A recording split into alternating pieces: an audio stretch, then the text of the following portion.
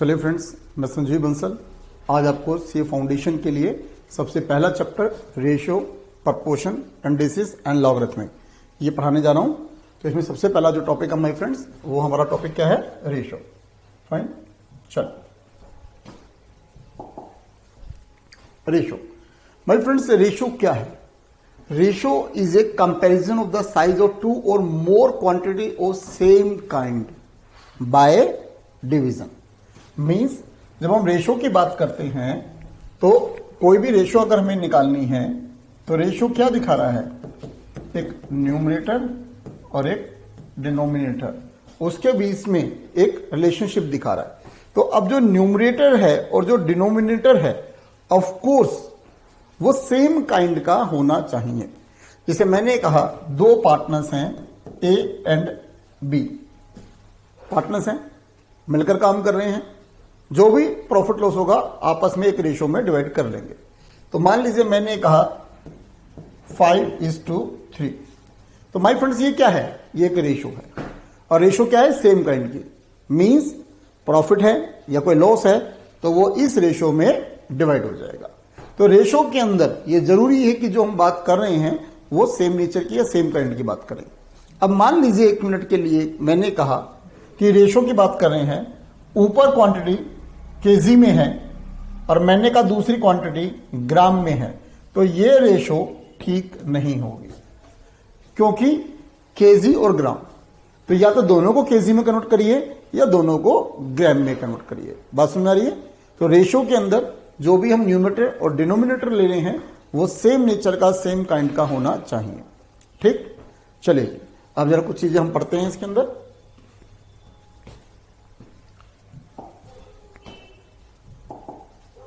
चलिए, मैंने कहा both terms of ratio can be multiply or divided by the same number, usually ratio express in the lowest term.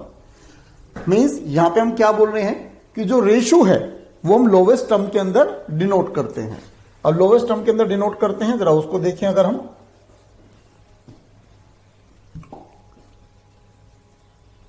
देखिए, मैंने कहा यहां पर कि अगर हम बात करते हैं,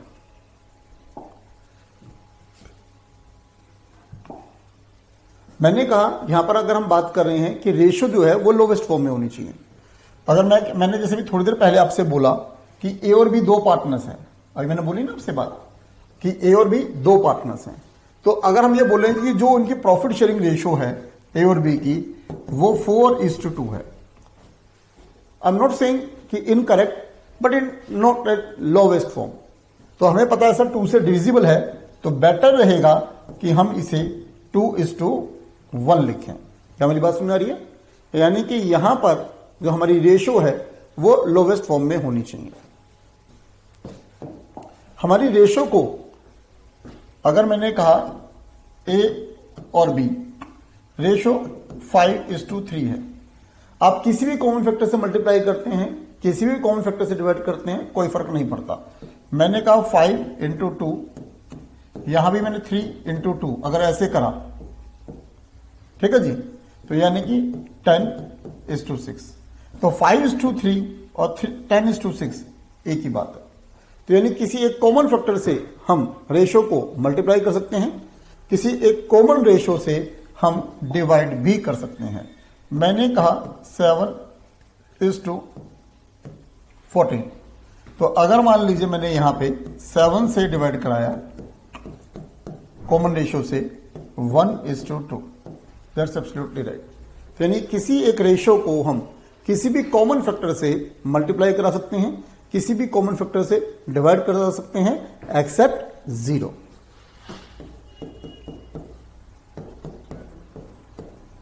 जीरो से मल्टीप्लाई डिवाइड नहीं करना, क्योंकि उससे मतलब हमारा कुछ और निकल जाएगा।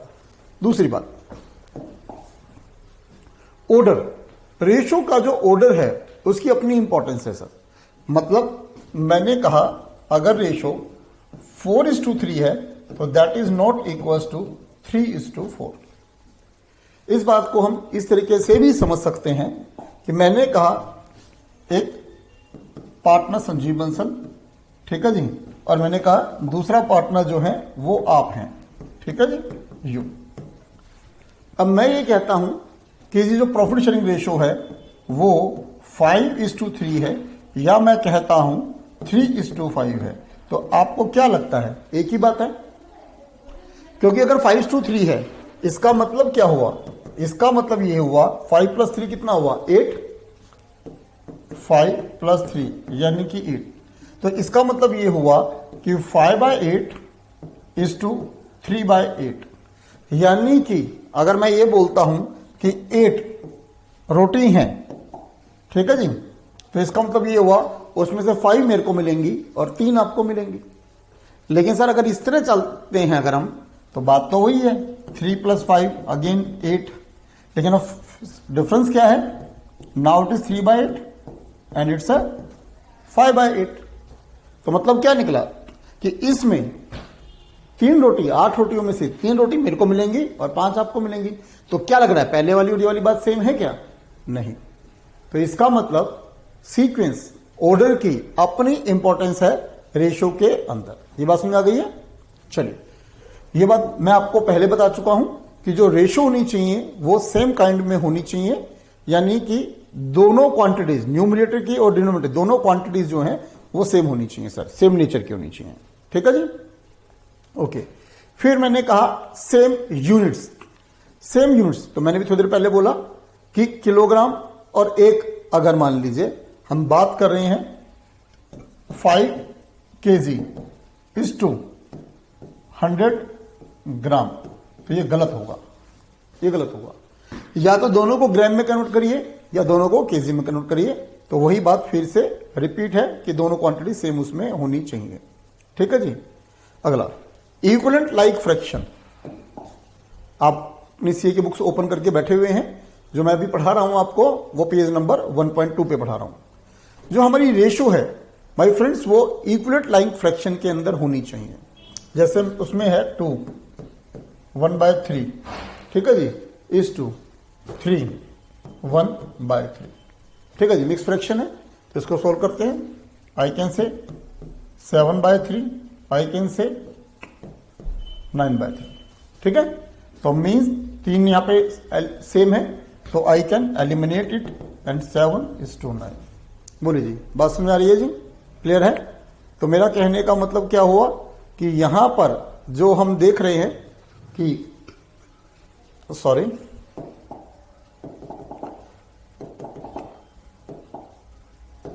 इट शुड बी 10/3 ना, यानी 7:10। ठीक हो गया, राइट? तो मीन्स 7:3 एंड 10/3। तो आपका जो डिनोमिनेटर है वो सेम होना चाहिए। Then after he we can make a comparison in the ratio. तो रेशो में हम कंपैरिजन कर सकते हैं। बोलिए सर, बात समझ आती है? इसी तरह से फ्रेंड्स जो नया है आपका 3.6 = 4.8। ठीक है, तो अब 36/10 48/10 डिनोमिनेटर सेम है, तो मैं इसे इग्नोर कर सकता हूं। Means I can say 36 = 48। ठीक है जी, किस कॉमन फैक्टर से डिवाइड हो रहा है? 12 से हो रहा है। 3:4। आ रही बात सुनने सर? तो इसका मतलब यहां पर जो मैं कंपैरिजन करूंगा तो उसके लिए जरूरी है कि जो डिनोमिनेटर है वो सेम होना चाहिए। ठीक है जी। अब मैं इसमें यह पता लगाना चाहूं, जैसे मैंने कहा 3 और 4 कितना होता है? 7। तो 3/7 और 4/7। अगेन पहले वाली बात, अगर 7 पिज्जा हैं तो यहां पर इसको 3 मिल रहे हैं पहले वाले को, और दूसरे वाले को 4 मिल रहे हैं। ठीक है जी। तो इसका मतलब क्या हुआ? इसका मतलब जो हमारी बात हुई यहां पे कि विच एवर इज ग्रेटर, तो वो हम यहां पर निकाल सकते हैं। ठीक है, बात समझ आ गई? चलिए आगे चलते हैं जी। अगला है जी, इफ क्वांटिटी इंक्रीज और decrease the ratio of a b, तो न्यू क्वांटिटी क्या होगी? आप इसमें इलस्ट्रेशन पढ़ेंगे सर। चलो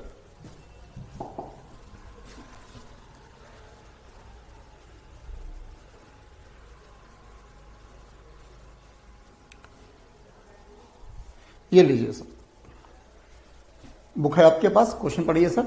रौनक weighs 56.7 kg. If he reduce his weight in the ratio 7:6, find his new weight. ठीक है जी, ये क्वेश्चन पढ़ लिया हमने, देखते हैं जी।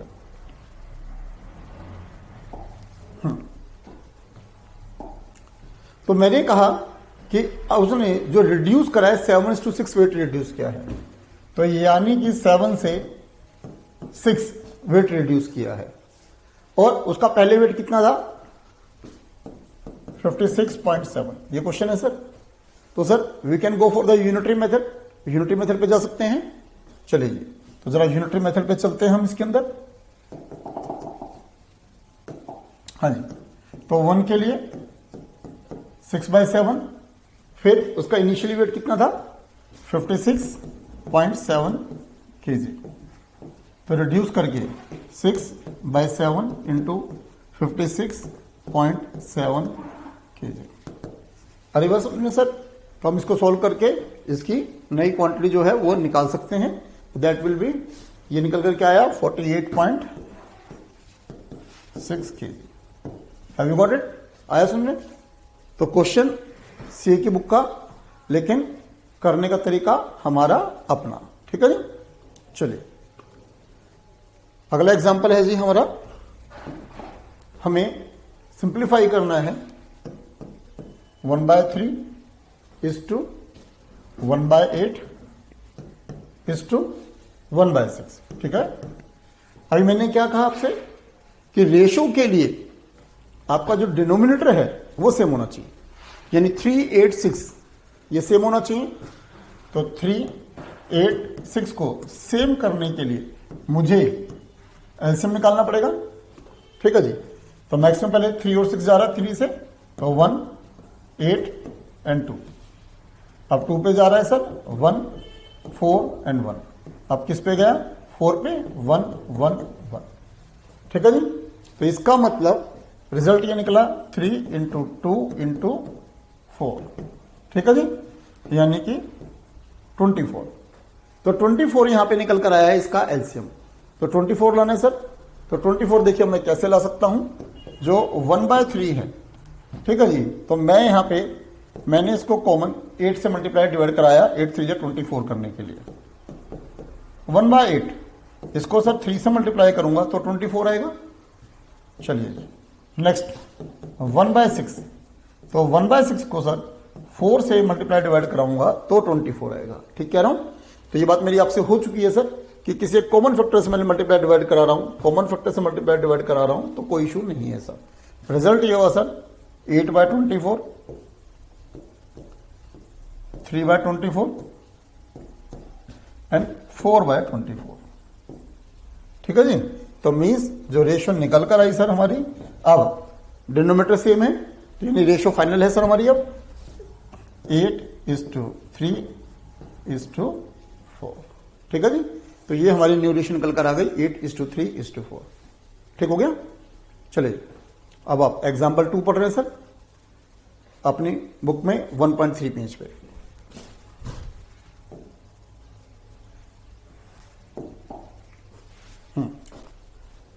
The ratio of number of boys to the number of girls in a school of 720 is 3:5।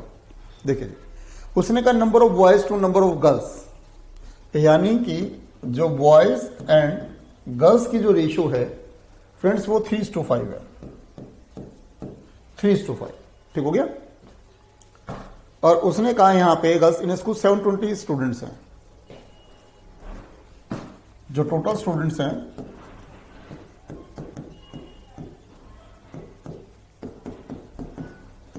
720 students हैं। If 18 new girls are admitted in the school, find how many new boys may be admitted so that the ratio of number of boys to number of girls may change to 2:3। तो देखिए सबसे पहले sir हम इस 720 को 3:5 की ratio में distribute कर सकते हैं सर, कराइए सर। तो मैंने कहा 3/8 और 5/8, वही पहले वाली बात, 3 + 5 8 होता है सर। तो यानी बॉयज की बात करूं तो सर 720 3/8, और नंबर ऑफ गर्ल्स की बात करूं सर 720 5/8। ठीक है जी, 270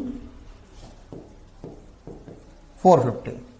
ठीक है जी, तो मैंने कहा इस तरह से ये हमारे number of boys and girls हो गए सर। अब इसके बाद सर गर्ल्स कितनी एडमिट हुई हैं? 18 गर्ल्स एडमिट हुई हैं। ओके, तो मैंने कहा बॉयज एंड गर्ल्स, फिर दिखा रहा हूं प्रीवियस चैप्टर में 270 बॉयज 450, ठीक, 270 और 450। अब यहां पे न्यू गर्ल्स कितनी एडमिट हुई हैं? 18 गर्ल्स न्यू एडमिट हुई हैं, तो यानी कि 468 न्यू गर्ल्स हो गई हैं। अब उसने कहा कितने बॉयज एडमिट करे जाएं? लेट एक्स, तो इतने बॉयज एडमिट करे जाएं कि उन्होंने कहा जो रेशो है वो 2:3 हो जाए, तो यानी कि जो ये रेशो है ये 2:3 हो जाए। बोलिए जी, बात समझ आती है? ये क्वेश्चन है सर, हम इसको सॉल्व कर सकते हैं। 270 प्लस एक्स 468 इक्वल्स टू 2:3। आ रही बात समझ में सर? अब हम इसे सॉल्व कर सकते हैं। गुड, चलिए टेक अ टाइम, थोड़ा सा टाइम लीजिए और सॉल्व करिए, और सॉल्व करके मुझे बताइए सर कि हमारी क्या फिगर निकली।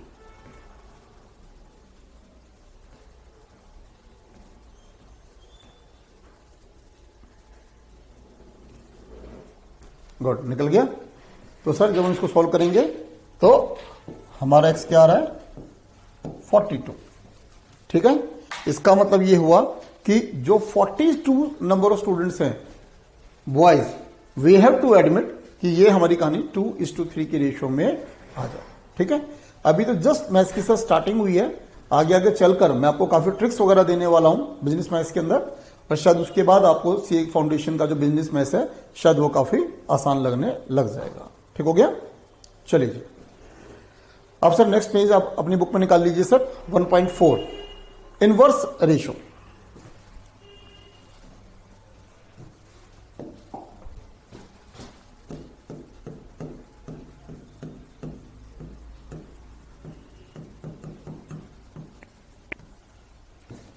इनवर्स रेशो, मैंने कहा कि inverse ratio, the ratio inverse of another if their product is 1, उनका प्रोडक्ट क्या आएगा? 1 आएगा। इसका मतलब अगर ए और बी अगर एक रेशो है तो इसका जो इनवर्स होगा वो B/A होगा। बोलिए जी, बात समझ आ रही है? तो अगर हम इनको रेसिप्रोकल मल्टीप्लाई करेंगे, अगर हम दोनों को ए बी और बी ए से मल्टीप्लाई करेंगे तो वी विल गेट द 1। ठीक है जी, आगे अब हम पढ़ रहे हैं इनइक्वालिटी। इनइक्वालिटी, ठीक है। अब मैंने कहा अगर A/B की बात जो हमारी हो रही है, A/B, ठीक है। अगर इफ A B से बड़ा है तो हम इसे क्या बोलेंगे? Greater inequality.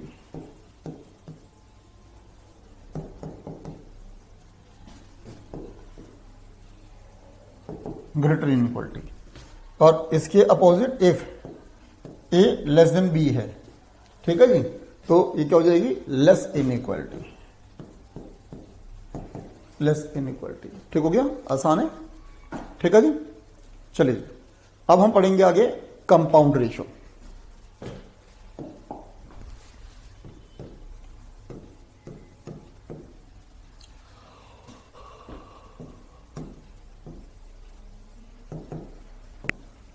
Compound ratio, compound ratio क्या है? जब हमें 2 रेशो दे रखी हैं तो हम कंपाउंड रेशो निकाल सकते हैं। जैसे मैंने कहा A/B और C/D, ये 2 रेशो दे रखी हैं। तो अब अगर ये रेशो हैं तो इनकी जो कंपाउंड रेशो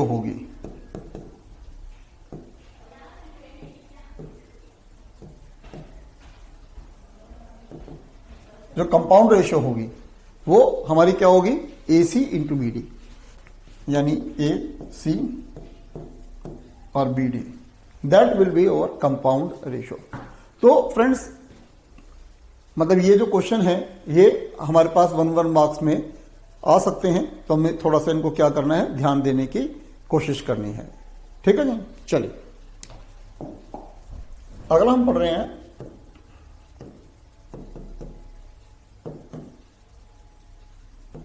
डुप्लीकेट रेशो। अगर हम कहें एक रेशो का कंपाउंड इटसेल्फ ए बी, ठीक है जी, तो अगर मैं इसका कंपाउंड निकालता हूं तो क्या होगा, ए इंटू ए का स्क्वायर, बी इंटू बी का स्क्वायर। तो मतलब डुप्लीकेट क्या हुआ, नोटिस करें,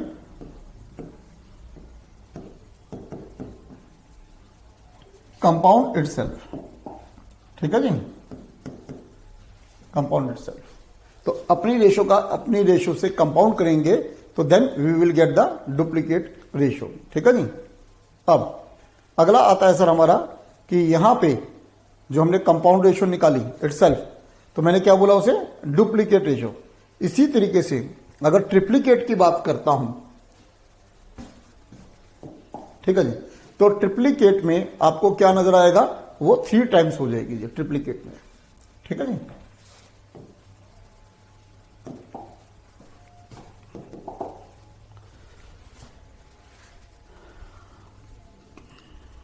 ये देखिए यहां हम ये पढ़ रहे हैं, तो अभी मैंने कहा रेशो कंपाउंड टू इटसेल्फ का डुप्लीकेट रेशो, तो ए अगर ए बी है तो उसकी डुप्लीकेट रेशो क्या होगी, A square B square. Triplicate ratio क्या होगी, ए के क्यूब और बी के क्यूब। सब डुप्लीकेट रेशो, तो अगर ए बी रेशो है तो सब डुप्लीकेट रेशो क्या होगी, रूट ए और रूट बी। सब ट्रिप्लीकेट क्या होगी, ए की पावर 1/3 इज टू बी की पावर 1/3। ये सब ट्रिप्लीकेट रेशो हुई। तो थोड़ा सा ध्यान रखेंगे तो पेपर में 1 मार्क की अगर चीजें आ जाती हैं तो हम बड़ी इजीली इनका जवाब दे सकेंगे जी, ठीक है जी। चलिए जी, if the ratio two similar quantity can be express as ratio two integers, the quantity said to be commensurable, otherwise they are said to be incommensurable. अब देखिए जी, मैंने कहा √3 एंड √2 है। आपको पता है सर √3 की कोई डेफिनेट वैल्यू नहीं है, ठीक है जी। आप कैलकुलेटर से निकालेंगे √3 तो 100 ऑन करके उसकी वैल्यू आ जाएगी, ऐसे √2 की 100 ऑन करके आ जाएगी। तो इसका मतलब दैट इज इनकमेंसरेबल क्वांटिटीज। तो यानी ये जो इनके बीच में जो रेशो निकालेंगे तो वो इनकमेंसरेबल होगी, क्योंकि हम इसको प्रॉपर मेजर नहीं कर सकते। इसके अपोजिट, जैसे मान लीजिए अगर मैं ये कहता हूं कि जो रेशो है √16 इज टू √9 है, कोई इशू नहीं है सर, दैट विल बी 4 और दैट विल बी 3, कोई इशू नहीं है। समस्या तब आ रही है जब हमने कहा √3 इज टू √2। अब प्रॉब्लम ये है कि जो √3 है उसकी एग्जैक्ट वैल्यू नहीं है, जो √2 है उसकी भी एग्जैक्ट वैल्यू नहीं है। बात समझ आ रही है, इसलिए हम ये बात बोल रहे हैं। चलिए फ्रेंड्स, अब आप पेज नंबर 1.4 पे एग्जाम्पल फर्स्ट पढ़िए। द कंटिन्यूड रेशो ऑफ 200, 400, 600, ठीक है जी। कंटिन्यूड रेशो क्या हो गई जी, 200, 400 और 600, ठीक है जी। सबसे पहले ध्यान करिए, जो हम बात कर रहे हैं सभी टर्म्स रुपीज में है, ठीक है। तो जब रुपीज में है तो यानी कि यहां से रुपीज जो होगा वो एलिमिनेट हो जाएगा। अब रुपीज एलिमिनेट करा सर हमने, यहां पे सेम उसमें बात हो रही है। फिर हमने कहा मान लीजिए 200, 400 और 600। अब हमने कहा सर 2 0 एलिमिनेट किया, 2:4:6, 2 से डिवाइड हो रहा है, 1:2:3।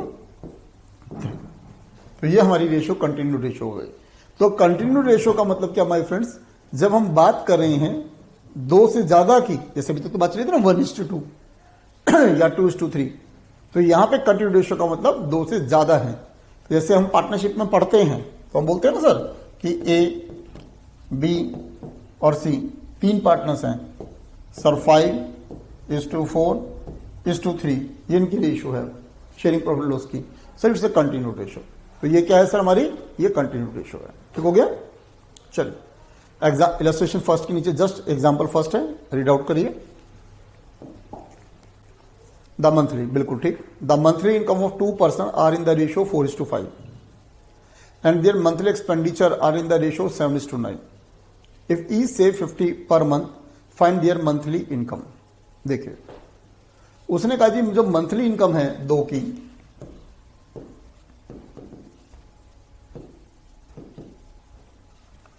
वो मंथली इनकम सर 4:5 की रेशियो है।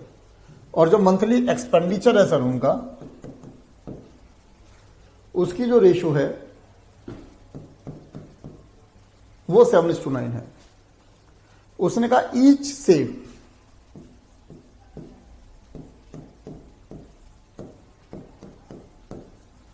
$15, दोनों के दोनों सेव जो कर रहे हैं पर मंथ वो सेव करें 50।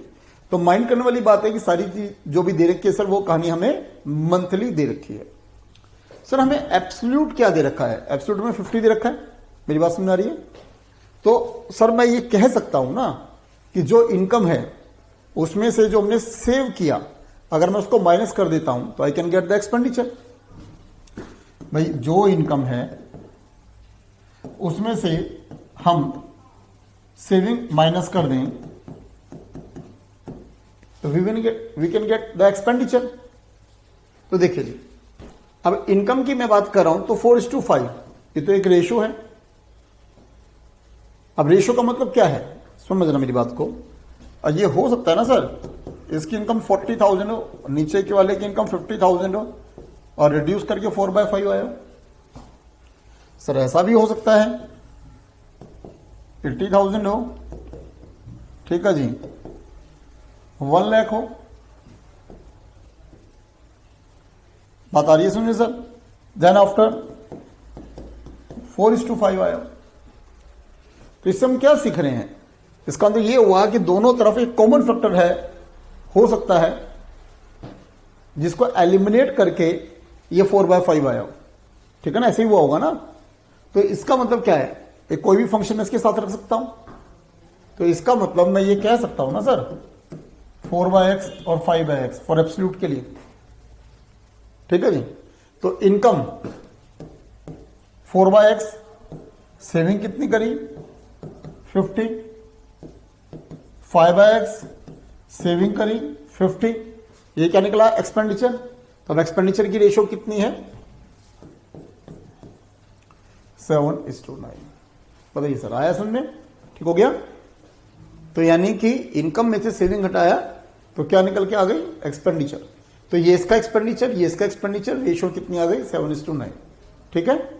आप कहोगे सर यहां पे मैंने एक्स लगाया, यहां पे मैंने क्यों नहीं लगाया? आप लगा लीजिए, कोई इशू नहीं है। 7/9 y मान लीजिए मैंने ऐसे लगा दिया, ये लीजिए y वो यहां रिड्यूस हो जाएगा, कैंसिल आउट हो जाएगा, दैट्स वाई। तो आप लगा लेंगे तो भी कोई इशू नहीं है। ठीक है, अच्छा क्वेश्चन था।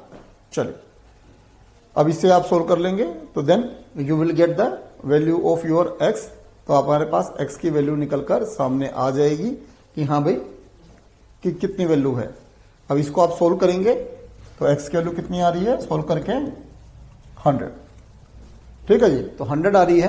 तो इसका मतलब क्या हुआ, इसकी इनकम 400 है, इसकी इनकम 500 है। ठीक हो गया। चलिए जी, अब आप नेक्स्ट पेज पे एग्जांपल 2 दे रखा है, वो रीड आउट करिए। The ratio prices of 2 houses, मिल गया, पढ़िए। The ratio price of 2 houses was 16:23। 2 years later, when the prices of the first has increased by 10% and that of the second is by 477, the ratio of prices becomes 11:20. Find the original prices of the 2 house। ठीक है, चलिए देखिए, मैंने कहा जो house 1 और जो house 2 है उसकी ओरिजिनल जो रेशियो है सर वो 16:23 है। ये उसने कहा जो पहले वाला है उसका प्राइसेस जो है वो 10% बढ़ गया है। तो जरा हम इस बात को समझें कि जो प्राइसेस बढ़ गया है, तो अगर मैं एब्सोल्यूट की बात करूं, एब्सोल्यूट की, तो जब भी थोड़ी देर पहले बोली थी सर 16x इसका मैंने मान लिया और इसका सर एब्सोल्यूट मैंने मान लिया 23 into x, जो थोड़ी देर पहले बात हुई। तो पहले वाले का प्राइस कितने से बढ़ रहा है 10% से, तो चलिए प्लस 10%। ठीक है जी, कितना हो गया 1.6x। ठीक कह रहा हूं, इन रिजल्ट 17.6x। ये इसका प्राइस हाइक होकर हो गया। दूसरे वाले का प्राइस बढ़ रहा है 477 से, 23x था 477 से बढ़ रहा है, तो मीन्स 23x प्लस 477, ठीक है जी, ये प्राइस हो गया। ठीक है, अब उन्होंने कहा अब इसके बढ़ने के बाद जो रेशो है वो 11:20 हो गई, यानी कि ये जो रेशो है ये 11:20 हो गई। ठीक है, तो निकाल सकते हैं सर हम, यानी 17.6x divide by 23x plus 477 is equals to 11/20। ठीक हो गया फ्रेंड्स, निकाल सकते हैं हम x की वैल्यू, निकल जाएगी। x क्या है सर हमारा, ये फैक्टर जो लिया है, तो जो x है वो ध्यान करना सर वो आंसर नहीं है, x भी हमारा जो निकलेगा वही सोल्व करके निकलेगा जी। ठीक है जी, तो मैंने कहा यहां पे जो हमारा x निकला सॉल्व करके 53, x क्या निकला 53, तो ओरिजिनल प्राइस जो हुआ हाउस 1 का वो कितना हुआ 16:53। सर हाउस 2 का जो प्राइस हुआ वो कितना हुआ 16:23। आ रही बात सुनने, 16:53 एंड 16:20 कहते हैं 16:23। बोलिए सर बात सुनने आ रही है, ठीक हो गया। तो इस तरह से हम इनके जो प्राइसेस हैं वो प्राइस हम यहां पे निकाल सकते हैं। बोलिए सर बात सुनने आई या नहीं आई, ठीक हो गया कि हमने कहा यहां पे हमने प्राइसेस को निकाला, एक्स की वैल्यू को निकाला, एक्स की वैल्यू जो भी निकली उनको 16 और 23 से मल्टीप्लाई करा तो we will get the original price.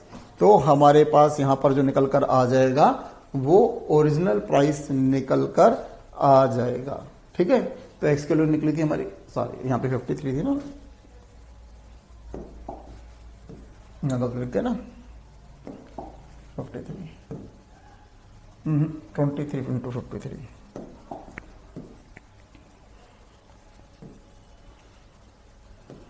ठीक है ना, 23 इंटू 53, अब ठीक निकलेगा। ठीक हो गया, आया समझ मेरा बेटा।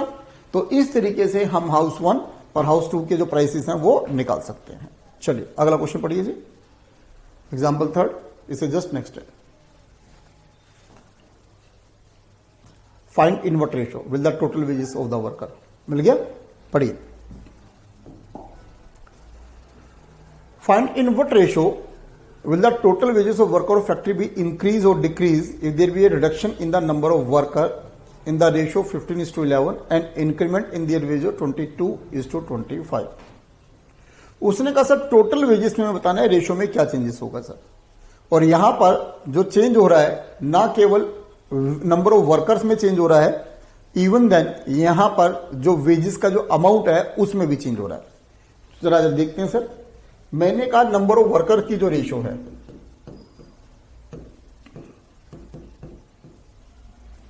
ठीक है जी, 15:11, 15:11।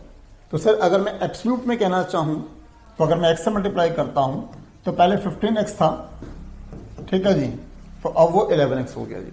समझ आ रही मेरी बात।